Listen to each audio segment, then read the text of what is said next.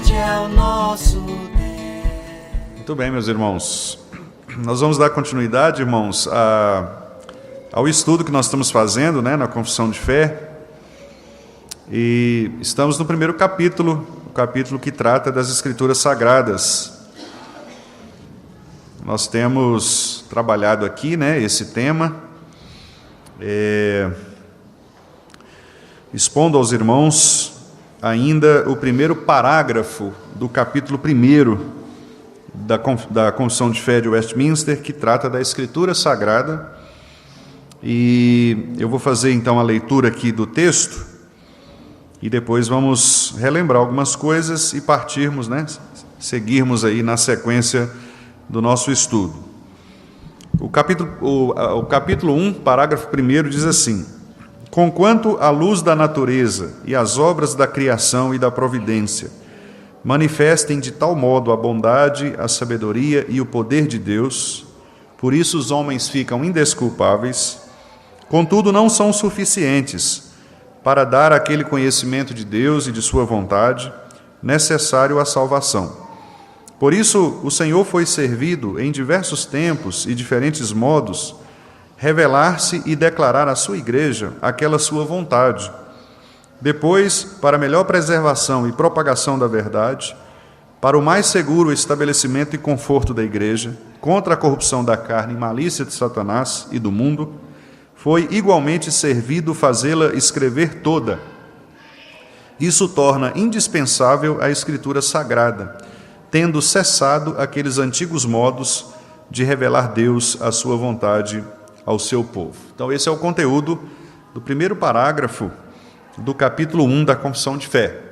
E aqui nós temos várias informações importantes, que é o que nós estamos tratando, né, nestes estudos que temos feito até aqui. E nós consideramos com os irmãos alguns preceitos importantes da nossa teologia reformada. Consideramos o seguinte: primeiro, Deus tem duas maneiras de se revelar ao homem: a sua revelação natural e a sua revelação especial. Na revelação natural, nós temos as obras da criação e as obras da providência. A criação são todos aqueles atos, né, de Deus, no princípio, ter criado todas as coisas. E Deus criou, diz o texto bíblico, pela palavra do seu poder. Então, a única coisa que moveu a criação de Deus foi exatamente a vontade de Deus. Por isso que nós usamos a expressão, quando nos referimos à criação, dizendo que Deus criou do nada. Não necessariamente do nada, né? Do nada material, porque não havia nada material para que Deus pudesse criar. Nós, seres humanos, nós criamos também, mas nós criamos a partir de coisas materiais. Por exemplo, o irmão Vianel, né, vai lá fazer uma mesa de alvenaria, trabalhar ali com as suas madeiras. Ele tem a matéria-prima, né? Ele tem a madeira, ele tem a matéria para ele trabalhar, moldar. Então ele pode fazer uma criação muito bonita, inclusive, esteticamente, mas ele parte de alguma coisa. Deus não tinha esse material, Deus não tinha esse objeto físico, né? Por isso nós falamos que Deus criou sem nenhuma matéria, sem nenhum objeto. A única coisa que moveu a criação de Deus foi exatamente a sua vontade, a sua palavra. Então Deus, na sua palavra, Ele cria primeiramente os espaços e depois Ele preenche esses espaços. Nos 3 primeiros dias, Ele faz separação dos espaços, separação da terra, separação do ar, né, do céu, do universo, e depois Ele povoa esses ambientes. Ele povoa com os seres terrestres, com os seres marítimos e povoa com os seres celestiais, né?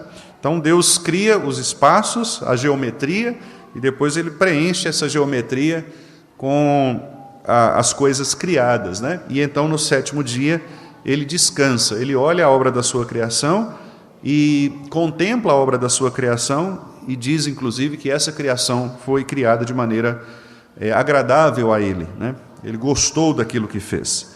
E Deus não somente cria, mas Ele também preserva. E é esta preservação que nós chamamos de doutrina da providência. Então, a providência de Deus é exatamente o ato de Deus preservar a sua criação continuamente. Então ele não apenas criou e abandonou, ele cria e continua preservando. Por isso as coisas continuam nascendo, né? As plantas, elas nascem, os seres humanos nascem, a criação continua o seu movimento, o seu desenvolvimento, né? Então o Sol, todos os dias, ele faz o seu movimento de rotação, depois de translação, ou seja, o universo ele vai sendo guiado pelo poder de Deus, sustentado pelo poder de Deus. Então Deus continua agindo na sua criação. Nenhum pardal cai se não for da vontade do Senhor, né? Todas as estruturas naturais são mantidas por esse poder.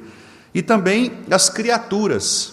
Então os movimentos das criaturas, os nossos movimentos, as nossas escolhas, tudo isso é guiado por Deus, manipulado por Deus, dirigido por Deus, governado de maneira que Ele dispõe todas as coisas como se fosse um jogo de xadrez. Ele vai dispondo todas as coisas para glorificar o seu nome. Então é isso que nós chamamos de providência. Bom, tanto a criação quanto a providência revelam para o ser humano a sabedoria, o poder, a soberania de Deus. Por isso, todos os seres humanos, eles são indesculpáveis diante de Deus quando eles olham para essas coisas e eles negam a existência de Deus. Porque é impossível negar a existência de um Deus quando você olha carinhosamente para a criação e para as obras da providência. Porque você percebe, tanto na criação quanto na providência, o governo de Deus sobre estas coisas. Você percebe harmonia, você percebe unidade, você percebe propósito, você percebe beleza, você percebe bondade, ou seja, estes atributos de Deus, eles são todos manifestados na criação. Porque basta você olhar, por exemplo, a harmonia com que os planetas, eles orbitam. Basta você olhar, por exemplo, os fluxos naturais do rio, do mar, dos animais, a maneira como eles se comportam nesses ambientes. Ninguém vai ali no mar colocar um alimento para aqueles seres marinhos, mas eles se organizam de tal maneira que eles mesmos providenciam seu sustento, sua forma de viver, cada um dentro da sua espécie, né? Como aliás é dito lá no Gênesis, cada um conforme a sua espécie. Então eles se organizam em famílias. Você olha para as formigas, você olha para as abelhas, né? Você olha para os seres criados e você vê a organização social desses seres, a maneira orgânica como eles funcionam.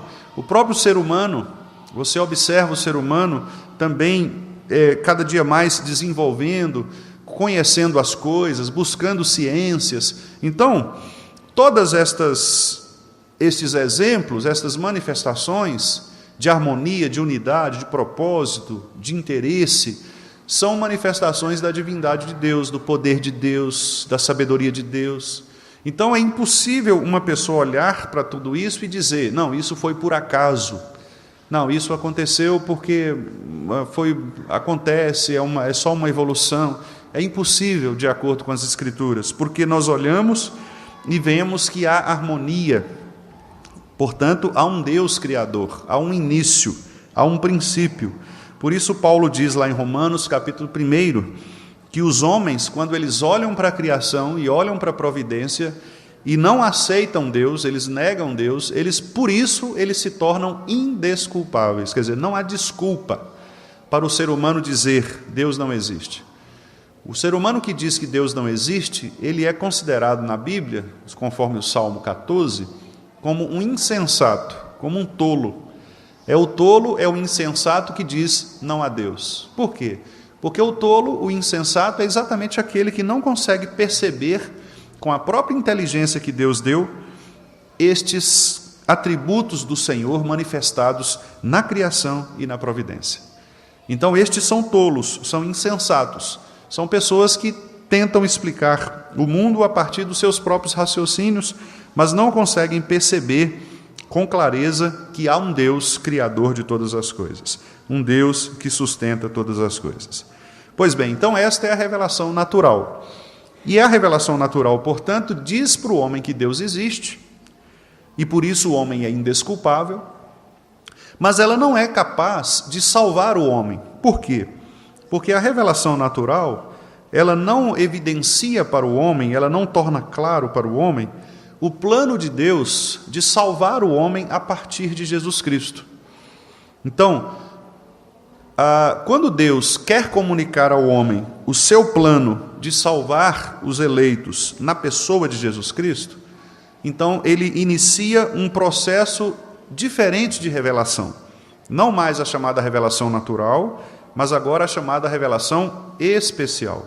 E ela é especial exatamente por isso, porque é uma comunicação de uma boa nova, de uma boa notícia, é a comunicação de um plano de Deus, de um projeto de Deus específico para aqueles que são eleitos do Senhor. Então, os eleitos de Deus, eles ouvirão a voz do Senhor, as minhas ovelhas ouvem a minha voz, João capítulo 10, Jesus dizendo, e as ovelhas que ouvem a voz do Senhor seguirão o bom pastor. Então, esta revelação especial é exatamente a comunicação de Deus de modo especial para aquelas pessoas que ouvirão o Evangelho de Jesus Cristo e aceitarão Jesus Cristo como seu único Senhor e Redentor. Estas pessoas, então, elas admitem a existência de Deus, não só como Criador e sustentador de todas as coisas, mas agora como Deus Salvador, como Deus Redentor. Então, na revelação especial, Deus se comunica especialmente aos eleitos para dizer a eles que há um plano do Pai na pessoa do Filho, que é comunicado pelo Espírito de Cristo ao nosso coração, para que nós aceitemos esta redenção providenciada pela Trindade e assim sejamos salvos dos nossos pecados. Esse conhecimento a respeito da salvação só é possível a partir da revelação especial. E esta revelação especial, meus irmãos, ela teve fases. Num primeiro momento, Deus se revelava especialmente aos pais, aos nossos pais do Antigo Testamento, por meio dos profetas, por meio de visões, por meio de aparições de Deus, do próprio anjo do Senhor, que é identificado como a própria pessoa, a segunda pessoa da Trindade. Ali, Deus começava a se revelar de maneira especial, desde Adão, quando Deus então disse ali para a serpente que um descendente da mulher pisaria a cabeça do descendente da serpente. Gênesis 3, versículo 15. E a partir dali, então, Deus começa a desenvolver um plano de construir para si um povo, uma família. Satanás, desde aquele momento, ele se levanta como descendente da serpente para tentar matar o descendente da mulher. E por isso, a primeira atitude de Satanás foi exatamente o assassinato de Abel. Caim, ele se levanta contra o seu irmão porque ele se rebela contra uma ordem de Deus, uma ordem cultica de Deus. Tudo começa com a perversão do culto, portanto. Caim deveria prestar um culto agradável, mas ele presta um culto de acordo com o seu interesse, porque ele apresenta uma oferta diferente daquela oferta que era agradável ao Senhor, portanto, um culto pervertido, um culto adulterado. Ele, ao fazer isto, ele então inicia um projeto pessoal de autonomia, é o homem querendo se afastar de Deus, o homem querendo se tornar Deus, e ele então, ao perceber que Deus não se agradava da sua oferta, do seu culto, ele reage contra aquele que era o preferido de Deus, o eleito de Deus, aquele que havia prestado um culto satisfatório a Deus. Então, Satanás, desde aquele momento, começa então um projeto de tentar sufocar, tentar matar, tentar adulterar todos aqueles que se levantam para prestar uma adoração genuína e verdadeira ao verdadeiro Deus. Então Caim, ele mata o seu irmão, ele assassina o seu irmão, derrama sangue inocente pelo fato de que, movido por inveja, movido por cobiça, ele não aceita que Deus tenha escolhido Abel para ser a sua semente santa. Mas Deus, rico em misericórdia, ele providencia um substituto de Abel, que é Sete. Então, um outro irmão nasce para agora continuar a linhagem santa. E a partir daí nós vamos ver então duas linhagens, dois caminhos. Sempre de um lado, aqueles que são descendentes que representarão a serpente, e de outro lado, aqueles que são descendentes que representarão a mulher. E durante toda a história do povo de Deus, Deus vai então revelando esta sua preferência por sua família, por um grupo de pessoas que ele escolheu. Sempre haverá na Bíblia dois lados. Aquele lado que é representante da serpente e aquele lado que é representante da mulher. Por isso, por exemplo, quando Deus promete a Abraão um filho, o filho que seria de Sara, o filho da promessa, mas Satanás sugere a Sara que o plano de Deus era muito demorado e que ela então deveria tomar as providências. Sara então pede para Abraão ter um relacionamento com Agar, sua serva, e ele faz isso, desobedecendo a ordem de Deus. Ele tem um relacionamento, tem um filho, o filho se chama Ismael. Ismael não era o filho da promessa. Então, de novo, Deus age poderosamente, providenciando Isaque, faz com que Isaque nasça de maneira sobrenatural para preservar a semente da mulher contra a semente da serpente.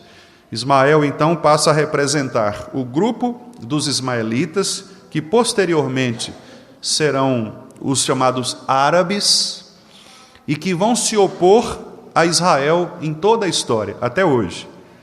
Até hoje, aquelas lutas que a gente tem ali na faixa de Gaza, especialmente, até hoje, os árabes se levantando contra os cristãos, são reflexos daquela situação ali, quando Sara resolveu criar para si um plano autonomamente ao plano de Deus. E, curiosamente, a religião que é maciçamente representada pelos árabes é exatamente o islamismo, que é hoje talvez a religião que mais se oponha, inclusive fisicamente, aos cristãos, Ismael e Isaque.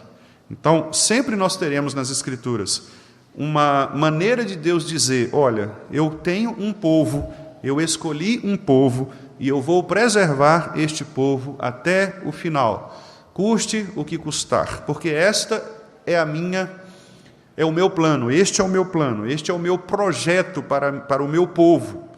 E ele então, assim a gente continua durante toda a história, até chegarmos na pessoa de Jesus Cristo. Cristo então nasce do descendente da mulher, e ele vai à cruz, e na cruz ele pisa o descendente da serpente, ele mata a morte, exatamente para, naquele momento, significar a vitória final contra Satanás. A partir dali, Satanás é derrotado, e agora a igreja, que é a semente da mulher, é a representante do povo de Deus, passa a ser o alvo de Satanás para que ela seja atacada. Cristo já venceu a morte, Cristo já venceu Satanás. Portanto, agora ele se volta contra o povo de Deus, contra a igreja, para que a igreja possa sofrer, possa alguns da igreja serem enganados, iludidos, para que o culto a Deus seja pervertido, para que a imagem de Deus seja adulterada, para que o Deus verdadeiro seja manchado, porque este agora é o plano de Satanás, é minar o máximo possível daquilo que é Deus no meio do seu povo. Então, Satanás ele fica extremamente feliz, satisfeito, quando ele consegue levantar falsos profetas, quando ele consegue adulterar a pregação da palavra, quando ele consegue perverter o culto ao Senhor, quando ele consegue manchar o povo de Deus com imoralidades, porque é exatamente isso que ele quer. Ele quer tornar a igreja impura, porque ele não tem mais como matar o descendente, porque Cristo já venceu. Então ele ataca aquele que é o representante, aquele que é quem representa Cristo na terra. E assim será até o final, até o dia em que Jesus Cristo voltar e finalmente decretar a separação do seu povo, e aí então o seu povo será totalmente tirado, totalmente glorificado, levado para o céu, e o diabo e os seus anjos condenados finalmente ao inferno. Então esta é a história da revelação especial, que começa no Gênesis e vai até o Apocalipse. É Deus contando a história do seu povo, culminada na pessoa de Jesus Cristo, e agora Cristo conduzindo o seu povo até o céu, a Nova Jerusalém, o lugar de habitação do Senhor. Então, para crer nesta história, é necessário que alguém seja eleito do Senhor. Por isso a revelação ela é especial, porque ela é comunicada especialmente. Nem todos crerão nesta revelação, nem todos crerão nesta verdade, apenas aqueles a quem o Espírito Santo der entendimento, abrir o coração, estes crerão na revelação especial do Senhor. Crendo nessa revelação especial, eles então agora abrem os seus olhos para ver a criação natural, para ver a providência de Deus, e agora eles, ao invés de negarem Deus, eles dão glórias a Deus por aquilo que Deus fez na criação e por aquilo que Deus faz nas obras da providência. E por isso eles se tornam gratos ao Senhor, exatamente por perceberem que Deus, em toda a sua majestade, Ele fez todas estas coisas para a sua própria glória e para também salvar o seu povo. Então os crentes, eles se reúnem agora em torno do culto a Deus, do culto purificado, para glorificarem a Deus por esta grande salvação que eles recebem. E eles olham para a criação e eles dão glórias a Deus pela criação. Eles olham para a providência de Deus e glorificam a Deus nas obras da providência, porque sabem que todas as coisas foram criadas por Deus, para Ele, por Ele. Os crentes agora, meus irmãos, eles vivem guardados pelo poder do Senhor. E por isso, Deus então, na sua majestade, na sua providência, Ele resolveu fazer com que estas verdades fossem escritas. Porque, como nós falamos no domingo passado, as palavras voam, mas a escrita permanece. Este é um ditado latino, que os latinos de antigamente diziam, né? As palavras, elas voam, elas se perdem. Você fala alguma coisa com alguém e depois a pessoa esqueceu. Mas quando você escreve, quando você faz um contrato, quando você faz uma carta, quando você faz um documento escrito, aquilo fica preservado. Então, exatamente foi este o assunto que nós falamos semana passada. Deus resolveu escrever esta história que eu resumi aqui para os irmãos na Escritura, no texto, para que nós pudéssemos, ao longo de todas as gerações, analisar estes textos, aprender desta história, aprendermos a confiar no Senhor. E aí nós vimos aqui na confissão quais são os objetivos, né? O porquê Deus fez com que estas Escrituras,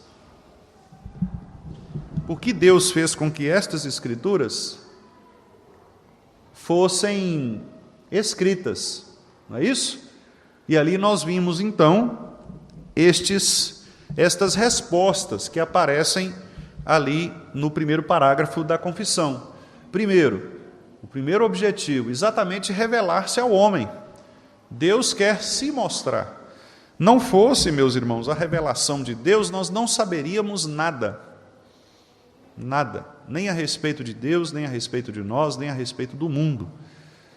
Aliás, a nossa própria vida, a nossa existência, ela é uma revelação de Deus, não é? Então, se nós existimos, é porque Deus quis se revelar. Senão, nós nem existiríamos.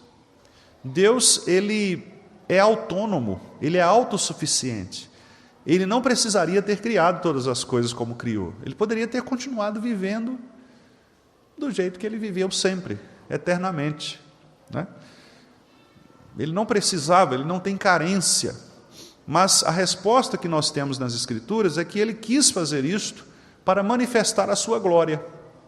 Este é o único objetivo da revelação de Deus. Então Ele se manifesta, se revela.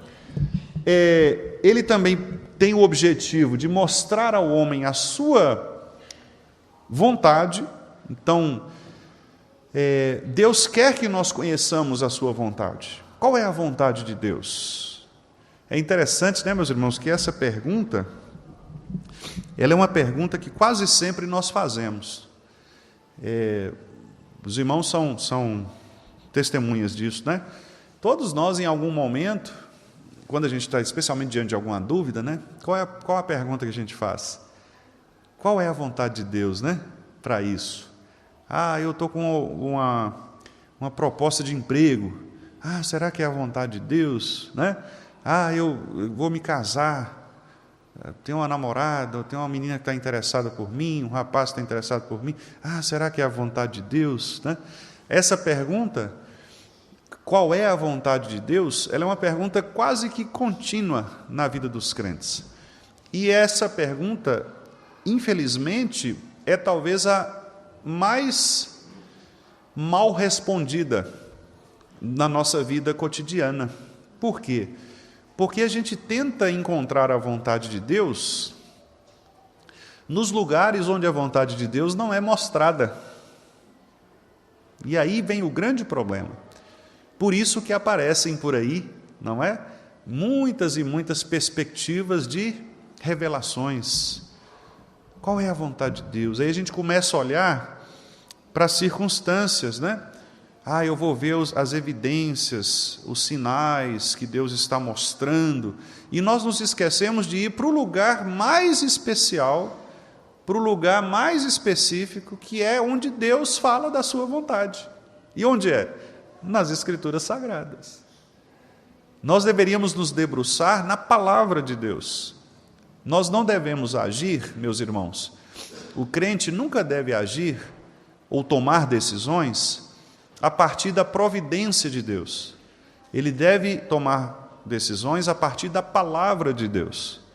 Ou seja, as circunstâncias, elas podem estar desfavoráveis ou favoráveis. Isso não significa dizer que você está sendo amaldiçoado ou abençoado. Não. A nossa decisão, ela sempre deve estar baseada na palavra de Deus. Se Deus diz que eu devo fazer, eu devo fazer. Se Ele diz que eu não devo fazer, eu não devo fazer.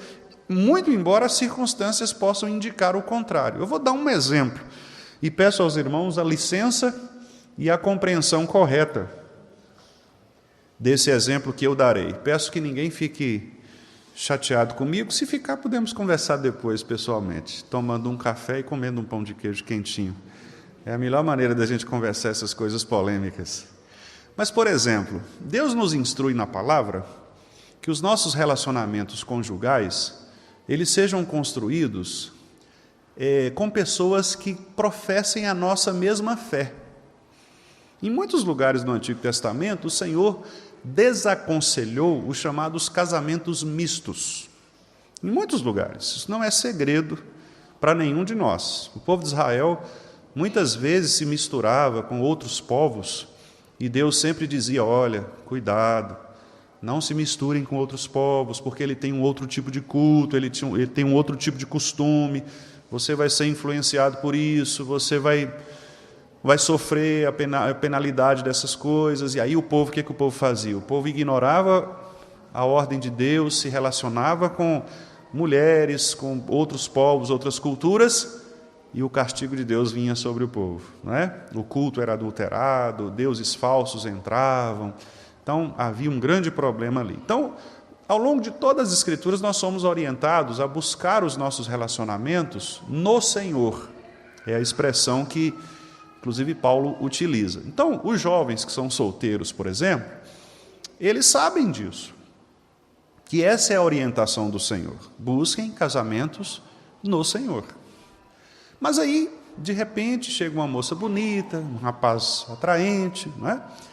E aí o que a pessoa faz? Ela ignora esta ordem de Deus e começa a perceber as circunstâncias favoráveis. Pastor, mas ele é uma pessoa tão boa, é trabalhador, é honesto, é uma pessoa simpática, ele está até vindo na igreja. E aí, quem sabe esse casamento não seja um casamento, um namoro evangelístico. Eu vou namorar com ele e eu vou pregar a palavra. A pessoa vai ver, pastor, ele vai converter. Percebe? Então, isso é agir pela circunstância. A pessoa é uma pessoa boa, uma pessoa agradável, uma pessoa... Tudo bem, nada mostra o contrário em relação a isso, né? Mas o que é que a palavra diz? Evite, não faça isso, você pode entrar por um mau caminho. Aí o que é que acontece? A pessoa vai nessas circunstâncias favoráveis, faz o seu noivado, se casa, e aí no casamento começa a experimentar as privações que Deus tinha falado com ela lá atrás, não é? Cuidado, não se misture, tal. Então, pastor, mas eu conheço o casal que era assim, o marido não era crente, eles se casaram e depois, hoje o homem é uma bênção, para você ver, até pastor. Agindo pela circunstância, agindo pela providência, né? A Bíblia não diz que nós devemos fazer isso. A Bíblia diz que nós devemos ser obedientes ao Senhor. Então, eu estou citando um exemplo assim prático, né? E que eu sei que é um exemplo sensível, mas para mostrar aos irmãos exatamente isto, como nós somos às vezes levados a agir de acordo com as circunstâncias favoráveis, que é o ato da providência de Deus de nos orientar nas coisas. E a gente acha assim, não, Deus está abençoando, então está certo, vamos continuar fazendo. Vou dar um outro exemplo.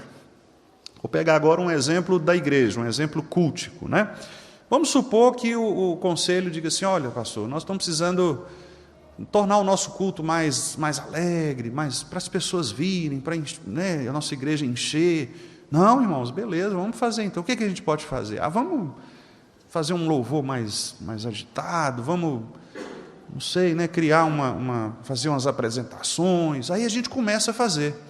E a igreja vai enchendo. A igreja vai enchendo, daqui a pouco, daqui 2 meses, não tem nem lugar, temos que colocar mais banco aqui, daqui 1 ano, irmãos, nós vamos ter que crescer, vamos ter que construir lá no lote, porque a igreja tem gente demais. Que bênção! Certo? É exatamente isso. Guiado pelas circunstâncias, que parecem favoráveis, parece que a bênção de Deus está sobre nós, mas na verdade não está. Deus está muitas vezes permitindo que essas situações elas aconteçam, exatamente para que nós percebamos o quanto nós estamos sendo enganados pelas circunstâncias.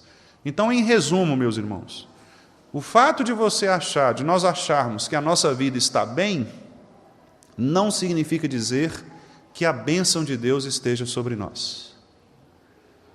Uma pessoa, ela pode não ser dizimista fiel e ser próspera nos seus negócios. Pode. Ela pode ser próspera, mas não ser dizimista fiel. Aí ela diz para você assim, tá vendo? Eu não dou o dízimo e mesmo assim Deus me abençoa. Né? Isso pode acontecer. Acontecia com o povo de Israel, muitas vezes. O que é o Salmo 73? Não é exatamente isso? Asaf diz, olha, eles estão ricos, sadios, não passam necessidade, estão aí gozando uma vida bacana, e são ímpios. Então, a bênção de Deus, a prosperidade material, a saúde, estas coisas, não são indicativos de que Deus esteja nos abençoando de maneira especial. Porque se fosse assim, nós teríamos que dizer que Jó foi amaldiçoado, certo? E que Acabe foi abençoado. Porque Acabe era rico, tinha muita fama, tinha bastante reconhecido, né? Fez um governo do ponto de vista humano grandioso. E Jó, coitado, sofreu praticamente a vida toda. Percebem? Então, o sofrimento e prosperidade não indicam bênção de Deus. Deus pode nos abençoar no sofrimento e pode nos amaldiçoar na prosperidade. Então, dito isso, quando formos buscar a vontade de Deus, lembremos-nos de que ela só nos é revelada nas Escrituras. Eu não devo partir daquilo que nós chamamos, né, de pragmatismo. O que é pragmatismo? Pragma é prática. Pragmatismo é o seguinte, são aquelas coisas que funcionam. Funcionou, então está certo. Se funcionou é porque está dando certo. Não, nem tudo que funciona é correto. Você pode ficar rico, por exemplo, fazendo o que é ilícito, que digam os traficantes de drogas, né? Ficam ricos, mas fazendo o que é ilícito. Então, nem tudo que dá resultado é moralmente correto. Percebe? Então, o que nós devemos fazer? O que é certo. E como nós vamos saber o que é certo? Deus fez com que a Escritura Sagrada fosse escrita, que a sua palavra, a sua revelação fosse escrita para mostrar ao homem a sua vontade.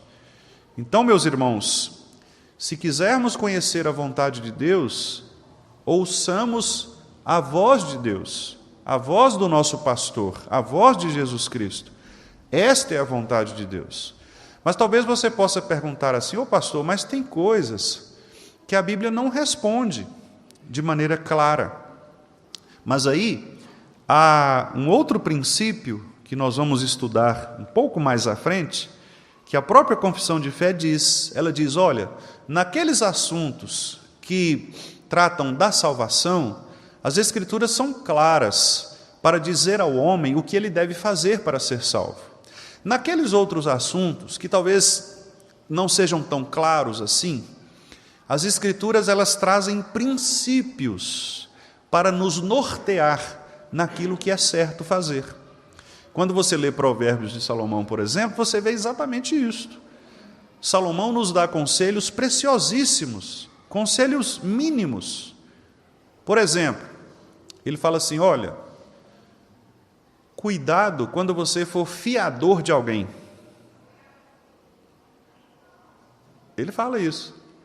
Se você for fiador de alguém, se você for fiador, tenha cuidado, porque você pode ficar preso, enlaçado, se o camarada que você deu o nome lá não pagar. Você que vai ter que pagar. Algum irmão já passou por isso aqui? Eu acho que sim, ou pelo menos conhece alguma história, né?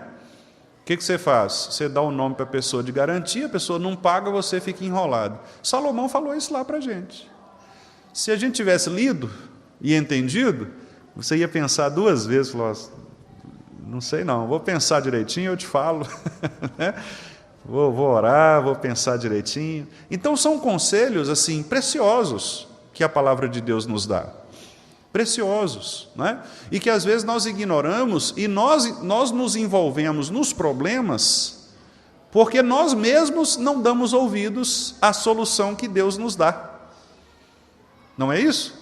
Muitas vezes nós temos problemas na vida que nós mesmos criamos.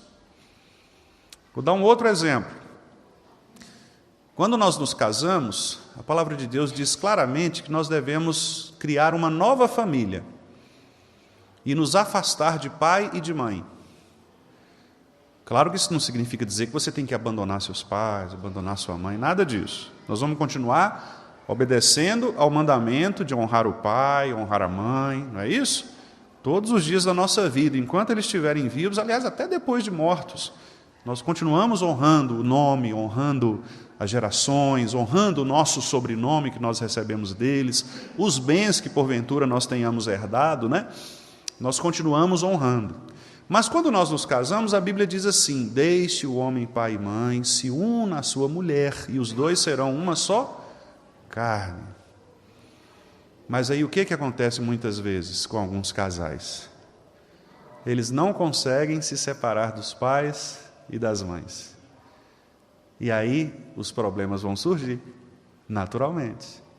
Porque a mamãe que ama muito o seu filhinho vai ficar com raiva da nora, porque a nora não está fazendo a comida na hora, porque a nora não está passando a gola da blusa de jeito certo, porque o sapato do filho não está engraxado do jeito que ela engraxava, né?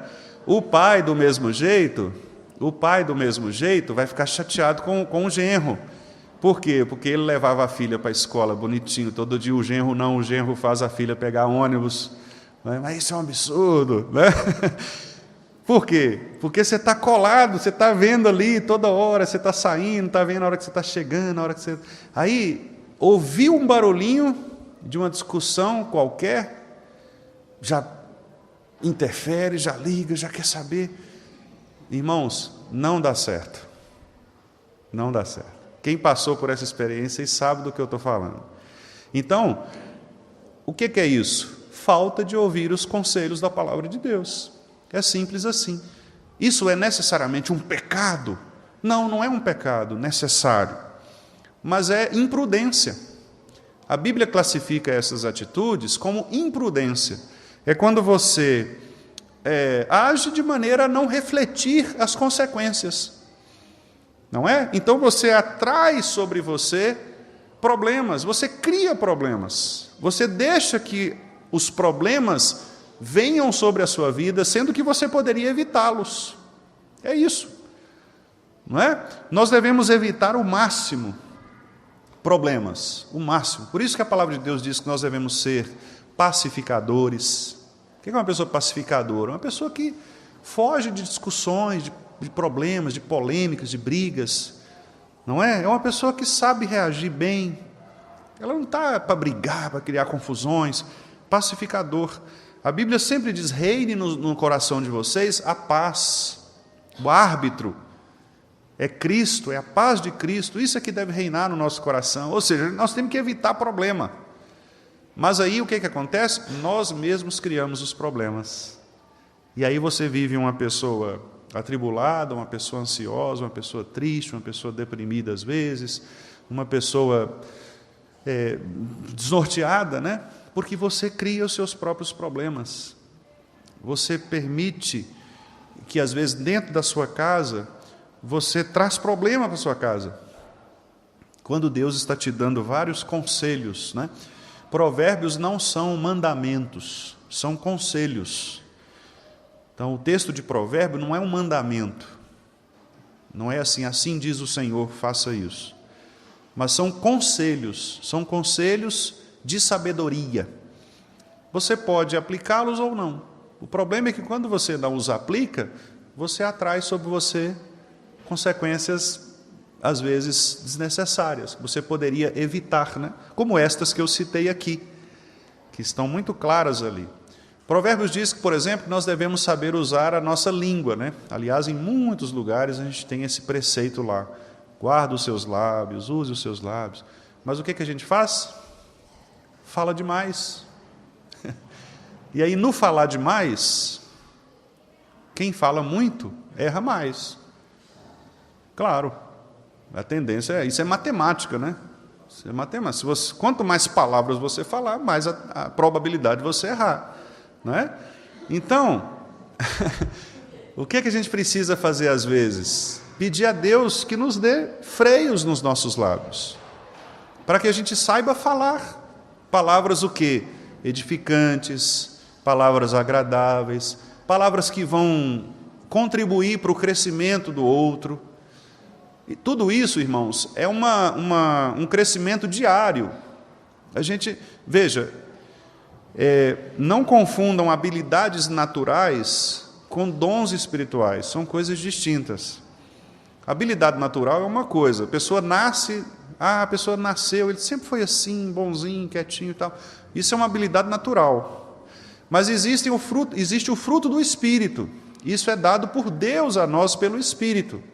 Então é possível que uma pessoa, por exemplo, que antes era irascível, uma pessoa descontrolada, que não conseguia se dominar, reagia sempre com impulso, agredindo os outros, Deus dá a ela o Espírito Santo para que ela se torne mansa.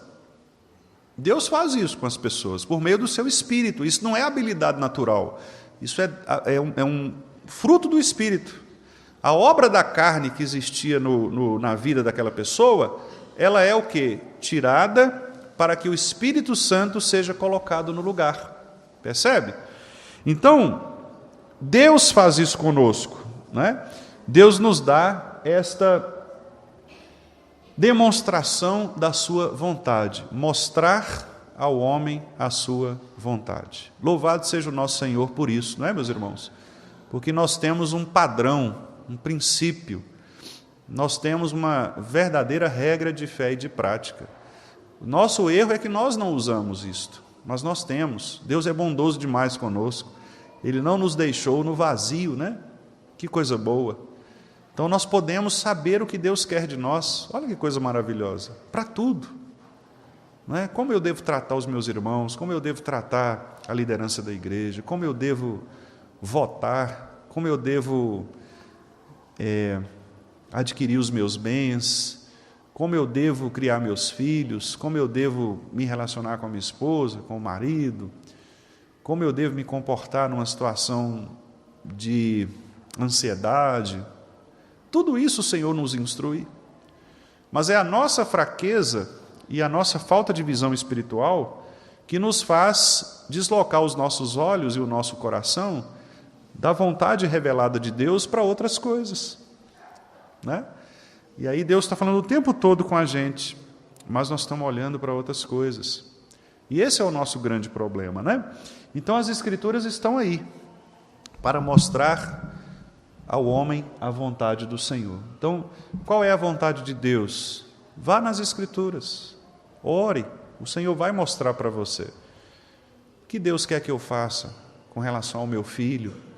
O que Deus quer que eu faça com relação a este emprego? Com relação à minha família? Com relação a comprar um determinado bem? Ore ao Senhor, vá nas Escrituras, procure textos que tratam disso. O Senhor sempre vai ter uma instrução poderosa para nos dar, um exemplo, alguém que já passou por isso. Por isso a Bíblia não esconde, né? Nenhuma das ocorrências humanas normais, exatamente para que nós nos identifiquemos. Nós nos identifiquemos com essas pessoas. Às vezes eu posso ser parecido com Davi, na fraqueza. Eu posso ser parecido com Moisés, eu posso ser parecido com Abraão, eu posso ser parecido com José. Deus nos dá essas semelhanças porque nós somos seres humanos, criados à imagem de Deus e somos da mesma espécie. Então, todos nós aqui nos parecemos com alguém das Escrituras. E o nosso padrão é Jesus, que em Jesus, todas estas pessoas, Abraão, Moisés, José, etc., eles se mostram imperfeitos na presença de Jesus, que é perfeito, assim como nós. Então, talvez eu seja um pouquinho de Davi, seja um pouquinho de Pedro, impulsivo, às vezes eu sou um pouquinho de Tomé, incrédulo, né? Às vezes eu sou um pouquinho de Marta, ansioso, às vezes eu sou um pouquinho de Davi, com inclinações sexuais equivocadas. Às vezes eu sou um pouquinho de Abraão, gosto de contar uma meia-verdade para ficar bem na fita. Quer dizer, nós somos um pouquinho de cada uma dessas pessoas, entendeu? E aí a gente lendo a palavra de Deus, nós nos conhecemos lá. E eu me vejo, falo, gente, olha que situação, né? Eu sou um pai, eu tenho 3 filhos, e eu privilegio mais um do que outro. Mas olha que coisa, né? Com José, Jacó fez isso, e por isso os irmãos criaram ódio.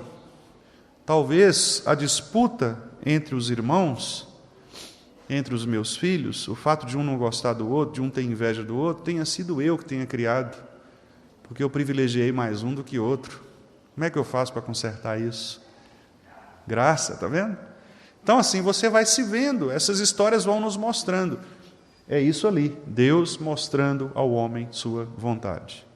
Eu estou gastando bastante tempo nisso, irmãos, tentando trazer exemplos assim mais práticos, exatamente porque eu penso que talvez a nossa maior dificuldade na nossa geração, não só na nossa geração, né, sempre foi assim, porque mesmo o povo de Israel, várias vezes os profetas diziam que eles abandonavam, né, o conhecimento de Deus, mas na nossa geração em que existe esta tendência cultural a abominar qualquer tipo de verdade, né, qualquer tipo de orientação, e também essa tendência de relativizar as coisas, né? Tudo pode, tudo é possível, tudo está certo. Eu penso que talvez esse seja o maior desafio da igreja, de reafirmar as Escrituras como sendo o único padrão de fé e de prática, né? Então, por isso que eu estou insistindo nesse ponto ali. E os outros, 3, 4 e 5, são decorrentes deste, né? Por quê? Porque Deus revela a sua vontade e Ele faz isso para preservar a verdade, propagar a verdade, né? Porque se a vontade está revelada, à medida que a própria igreja ela mostra a verdade às pessoas, esta verdade vai sendo divulgada, tanto na vida do crente individualmente, quanto na igreja do Senhor. O mundo conhece Deus por meio da igreja, né? A igreja é o lugar onde Cristo é mostrado às pessoas. Então, se a igreja ela se comporta de maneira falsa, o Cristo que vai ser mostrado ao povo é falso. Se o culto a Deus ele é pervertido, o Deus que está sendo mostrado é um Deus falso. Então, esse é um grande perigo que nós corremos, né?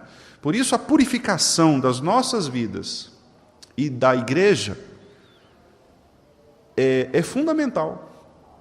Porque quanto mais eu me purifico e me santifico e mostro isso às pessoas pelo meu testemunho, e a igreja também, por sua vez, como corpo, mostra isso às pessoas, Cristo vai sendo mais claramente mostrado, evidenciado. Não é o Cristo falso, fabricado, pervertido, mas é o Cristo real das Escrituras, né? Então, a verdade é propagada. Também nós recebemos o conforto de sabermos que nós somos igreja não porque alguém criou uma pessoa comum, mas nós fomos criados pelo próprio Deus. A igreja é o seu povo, desde a promessa em Abraão de que a partir dele sairia uma grande nação, um grande povo, o Israel de Deus, e que agora se constitui no novo Israel, a igreja do Senhor Jesus Cristo. Então, nós nos confortamos sabendo que aqui é o lugar onde Deus é mostrado na pessoa de Cristo. Então, você pode até ficar na sua casa assistindo a live que nós transmitimos, mas isso nunca substituirá a sua presença no meio do povo de Deus. Por isso que é preciso elogiar os irmãos nossos, que mesmo com toda limitação, como a irmã Lídia que está ali, né? E outros irmãos que às vezes com dificuldade vêm à igreja. Louvado seja o Senhor por isso. Os nossos irmãos mais idosos, irmão Josué, irmã Delisete, né? Permitam-me citá-los com respeito, porque são irmãos que às vezes têm dificuldades pela idade, pela saúde, mas vêm. Louvado seja o Senhor. Por quê? Porque aqui, meus irmãos, quando a palavra é pregada, nós somos edificados de uma maneira diferente. Você pode ficar na sua casa lendo a Bíblia, é bom que se faça isso, culto individual, pode acompanhar pela transmissão também, de alguma maneira você vai ser edificado, mas estas coisas não substituem sua presença aqui. Por isso o esforço de vir à casa do Senhor é fundamental, porque aqui Cristo é mostrado pela palavra, pela pregação, pelo culto. Você está num ambiente diferente, um ambiente consagrado por Deus, porque Ele mesmo disse, é aqui. O que Apocalipse diz? Cristo está no meio, Ele anda no meio das igrejas. Então, onde o povo de Deus está reunido, ali Cristo é mostrado de maneira especial. Deus fala de maneira especial, pela pregação da palavra. Então, não devemos nem nos ausentar dos cultos, nem desprezarmos a pregação da palavra. Se nós tivermos que tirar as outras coisas, é melhor do que tirar a pregação da palavra, porque a pregação é o lugar exatamente onde Cristo é evidenciado, na sua palavra. Por isso nós devemos amar a pregação da palavra do Senhor, porque nela nós somos confortados, nós somos estabelecidos, né?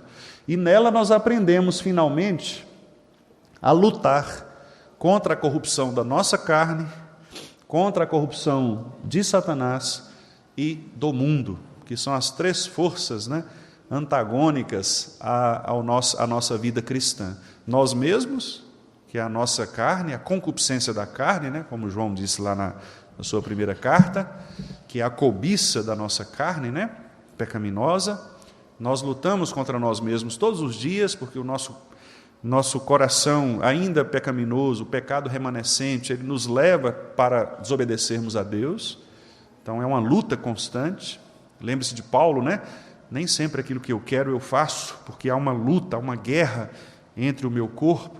Então, às vezes, você quer ficar na sua casa dormindo, o seu corpo pede isso, não é? Mas o seu espírito diz, vá à igreja, Deus quer falar a você ali de maneira especial. Então, é uma luta, é uma guerra, né? Entre o seu cansaço, o seu corpo, sua carne e o espírito que precisa ser alimentado, né?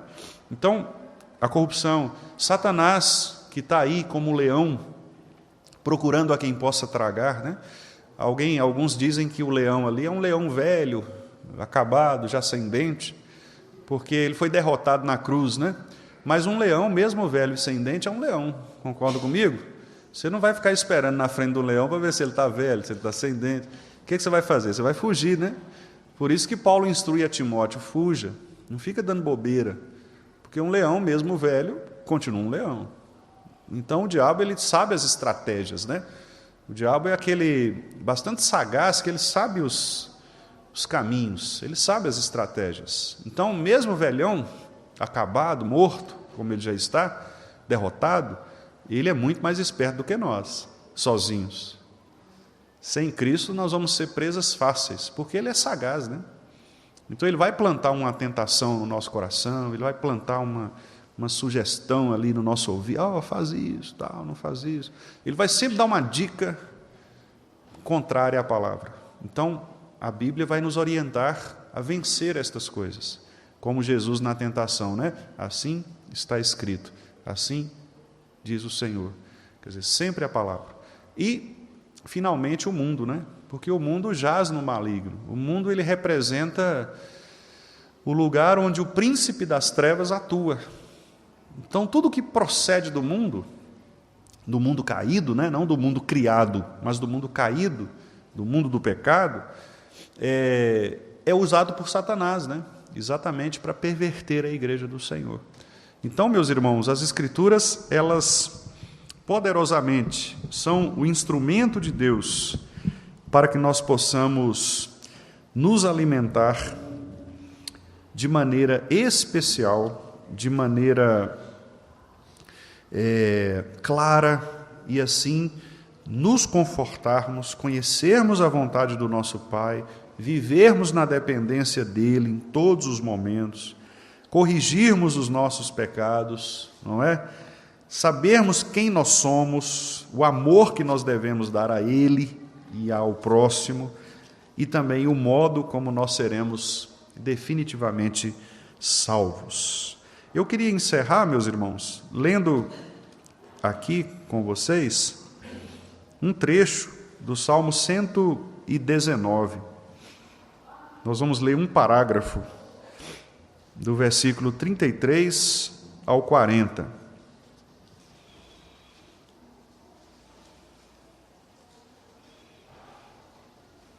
Apenas para que fechemos, né, esta exposição a partir deste texto. Salmo 119, 33 a 40.